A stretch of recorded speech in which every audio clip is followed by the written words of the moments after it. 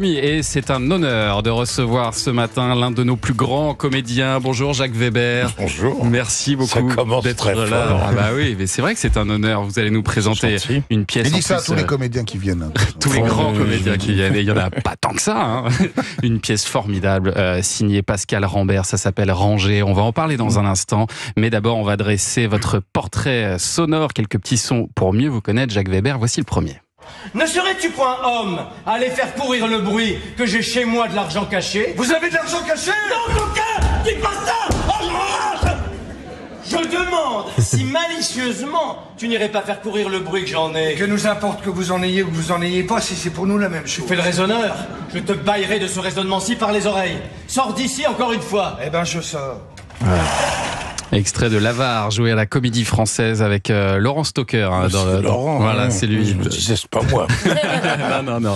Dans le rôle d'Harpagon. Merveilleux acteur, Laurent. Excellent. Extraordinaire. Et c'est vrai que c'est la première pièce, L'Avare, que vous voyez quand vos grands-parents vous emmènent enfant à la Comédie Française. Oui, c'est la fin. Le Seigneur Anselme, le Deus Ex Machina de la fin de L'Avare, Ouais. comme toutes les fins de Molière généralement, et qui arrive, qui n'a qu'une phrase. Qu'est ce Seigneur Harpagon? Qu'avez-vous? Je vous vois tout ému. Et là, il y avait des grands mouvements de chapeau. J'étais gamin, j'étais tout enfant. Et là, j'ai dit, je fais du théâtre. Claudel derrière son pilier, quoi, tu vois, un truc comme ça. Et vous vous êtes dit surtout, je veux faire ça à la sortie. Vous l'avez dit à votre frère, je veux faire ça. Je veux faire ça. Et c'était terminé. Renvoyé de tous les lycées, le classique Larousse sous le bouquin de mathématiques, enfin tout ça. Et vous avez fini par monter L'Avare. Alors, vous l'avez mis en scène dès vos 10 ans, au scout, c'est ça? Absolument. Ouais. Bravo, vous êtes très très renseigné. J'achetais le tissu, je me souviens, c'est Bouchara, qui était un magasin de tissus de l'époque. Ouais.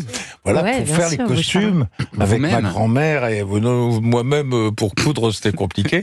Et puis après, j'ai joué le rôle d'Harpagon dans une mise en scène de Martinelli. Mais beaucoup Voilà. plus tard, je crois que vous avez beaucoup plus tard, attendu. je me souviens très bien, c'était effrayant puisque nous étions à 150 mètres du Bataclan et on était en train de jouer, on était au théâtre qui est juste à côté de Jazet. Ouais. Et ça, c'est un souvenir terrible. Ouais. Et pourquoi avoir attendu aussi longtemps justement pour le jouer vraiment sur une grande j'en ai scène? joué d'autres. Ah, vous en avez Non, joué parce que beaucoup d'autres. J'ai joué beaucoup de Molière. Bon, puis voilà. Puis je sais pas. Puis je pense qu'il faut quand même avoir de la bouteille, comme on dit, pour jouer ce rôle. Et je vous vois avec le livre le Misanthrope là, en Je livre crois de que ça fait poche. partie de ces espèces d'œuvres un peu éternelles, quoi, qu'on peut relire 1000 fois. Ça s'ouvre de plus en plus. Ce n'est pas un Et projet j'ai alors. peut-être un vague projet qui me turlupine, mais je peux pas en parler trop. D'accord, Voilà. on verra ça. Bon, autre extrait. Écoutez ça. Les yeux écarquillés de Jacques Weber qui se demande mais qu'est-ce que c'est que cette musique? C'est une musique de film. La flûte de Pan. Oui, Alors, un qu'est-ce film de que- 1972, Jacques Weber. Oh là. État de siège de Costa Gavras. Mais alors ça, c'est un immense souvenir parce Bah que oui. figurez-vous que nous étions là donc un an avant que Pinochet renverse Allende. Donc nous avons vécu le tournage au Chili de quelque chose qui se passait en Uruguay, mais on pouvait pas y aller puisque c'était un gouvernement qui était mis en accusation dans le film. Et c'était très très très émouvant d'être dans ce pays qui était en train de se réveiller. Enfin, il y avait des manifestations spontanées. C'était magnifique. Et on pouvait voir Allende comme ça. Moi, je me souviens que j'avais dit, je voulais voir le ministre de la Culture. On passe un coup de fil. Salut, comment vas-tu, camarade et tout. Ouais. C'était magnifique. Et de voir après la gabegie, mais on le savait. Hein, on était déjà au courant là-bas qu'il y avait plusieurs solutions mises en place par la CIA, par Monsieur Kissinger, qui entre parenthèses a eu le prix Nobel de la paix quand même, pas l'oublier, pour foutre en l'air Allende, quoi. Ouais. Il savait que c'est... Et très émouvant aussi, j'imagine, de vous retrouver face à Yves Montand. Ah bah ça c'est énorme parce que Yves Montand, d'abord c'était un monument.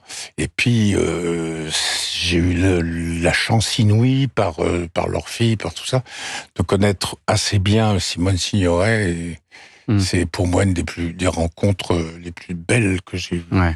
C'est une des plus grandes dames que j'ai vues dans mon métier et dans la vie, tout simplement. Enfin, c'était des personnages absolument incroyables. Et à la même époque, vous avez refusé de jouer dans ce film.